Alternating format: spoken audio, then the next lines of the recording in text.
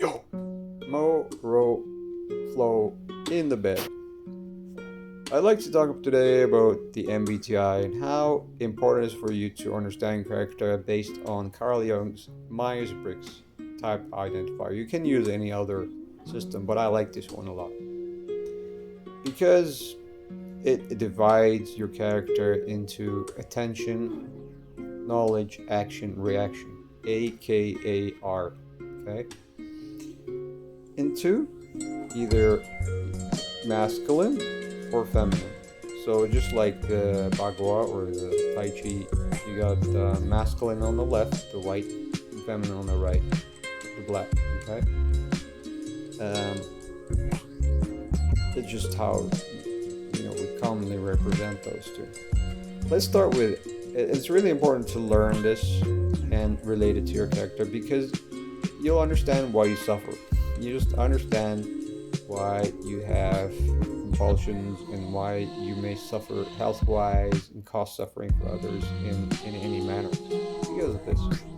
Because the character is like kind of comfortable with either this or that, and your job as soul is to try and balance those as much as you can. Because if you do, you have less irrational or less problems in your life, in your health especially. Okay, let's start with A, action. How did your character take action? Attention. Either, so here again, left. Either extrovert or introvert. Now, it's important to know that if you're too introvert, then you won't be comfortable with people, but people can help. They can get you work, they can give you like a lot of jobs these days based on networking. If you're too introvert, you got a bit of an issue.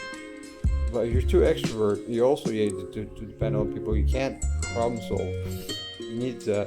What if you don't have your partner around you or your friend or technology in order to contact them? You don't want to be too dependent. See, the thing is with introverts, and see, when we talk about feminism, more internal. It relies on yourself only, and the masculine relies, ironically, on the outside world. Even though in the Ba Gua or the Tai Chi, the masculine represents the unmanifest, something white. But in MBTI, the more feminine ones are more likely to be spiritual. It helps more. But we got both. We got the manifest, unmanifest. As much as you'd like to deny that you're so spiritual and tuned with yourself and you don't need anyone, don't need anything, we do need some, even if through nature itself, do need a bit of pleasure. You can't just face a wall all day and with no sound. If you can, I applaud you, but I don't think so entirely. Okay, and or survival any manner, take care of your things that cause pain, like if it's too cold, too hot, you say no. You need a bit of taking care of your health and survival and stuff, and minimize pain in your life through shelter, a bit of food, whatever. But okay, let's continue with the second one. Knowledge. How do you get knowledge? Again, you either get it through senses, like your eyes, like reading at the very least, or you get it through intuition. Now, this is very interesting. Intuition is nowadays it's advanced feature of this mechanism. How to get intuition is through in the ego path through intellect. If you're a thinker, you like philosophy, that helps a lot. But in the path itself, okay, path of return, that is, it helps to be introvert. Again, back to that, because you'd have more simplicity in your life, less complications when you're more introvert. Introvert people tend to like solitude, they like open spaces or empty spaces more. I love it. The more empty a space is, the more happy I feel. But back to that, it helps a lot. How you get your knowledge in the path, though, it helps even more I was saying simplicity, but even more than that is sacrifice, is enduring pain, doing things for free, doing things without expectation. Now this is kind of, see, again, if you're too introvert, it'll be hard to do that, because you'd have to spend more time around people or doing things for people, when people can be very, these days, very a big nuisance, and they can be very greedy.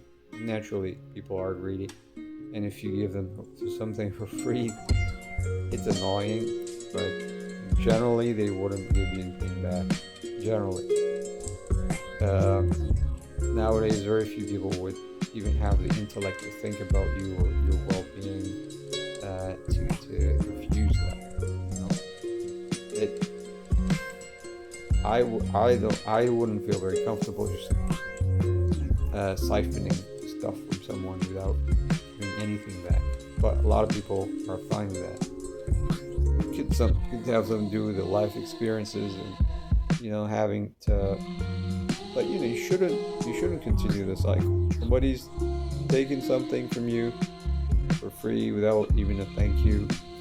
Don't continue that. Okay. Learn that it's not great, not great behavior, not something you should do. See how it makes you feel. Don't take it out somewhere else. Just fix it. Be the example. Now, next one. Action. How do you take action? This is really important for your health, because I'm suffering from this, because I'm too much of a T. You need to be more enough. Like, how do you take action? Do you think and base your actions on knowledge or your feelings? You may think, oh, well, I'm an intellectual. I use knowledge from action. That's a bit of a problem if you're too much thought-based. Because what if your body tells you something else? Your body says, well, that you're hungry or you're not hungry. Why should you eat if you're not hungry? It's important to have both balance. Like, okay, you're hungry, so what should I eat? You can't eat if you're hungry. You don't have to suffer too much. Eat something healthy based on knowledge. In the description, I give some guidance on food, on this topic of food. You should learn a lot about food. There's many different aspects in food that you should monitor to see how it may affect you long term, and not just carbohydrates like most people think about. It's only protein, carbohydrates. No, there's the minerals, pH, and vitamins. It's a little bit more complicated than that. So that's very important. And some people just based on thoughts, like they think, okay, something's fresh, I'll eat it. But what if you're not hungry? Or what if it's not something your body wants? Sometimes you should listen to how you feel and what you would like to have, but at the same time filter it. I used to tell my friends, emotions first, thoughts second, emotions third. But I don't apply that very well, but I should. But the filter is thoughts. You should always filter what you want to say or do, okay? Through some kind of intellect. You have it for a reason. Now, the last one is reaction. Reaction is also very important for your health, but most importantly, relationships. Now, you either, masculine again, you're judgmental or you're perceiving. Now, you may say, judgmental is bad. All the masculine is quite bad. They're more external, they're more consumer-based. But it's important to be judgmental enough to protect your well-being. If someone is always judging with you, regardless of whether the judging is fair or not, they're too judging. I know some people like that, and they immediately demonize or criminalize everyone, and they think everyone's after them or everyone's unreliable, regardless of history. It's too much. You got to have a bit of understanding and perceiving that people aren't all that bad. they are bad because nowadays, because there's too much bad around, okay? Because when evil happens, that's how nature works, how instinctively. Something's bad happens, you react badly, either kind of fight or flight, and you take it out on others because of we're emotional. Let's just perceive that people, when they suffer, they cause suffering. When they're hurt, they cause hurt. And a perceiver would not only understand that, but most importantly, he would realize someone's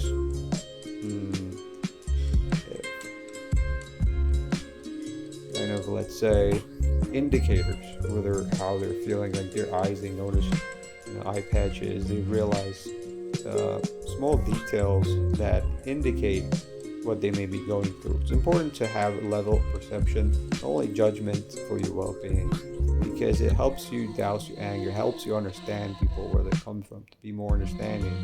It's important. And I think a lot of people don't have this very much, the ability to see details and to be more understanding of people.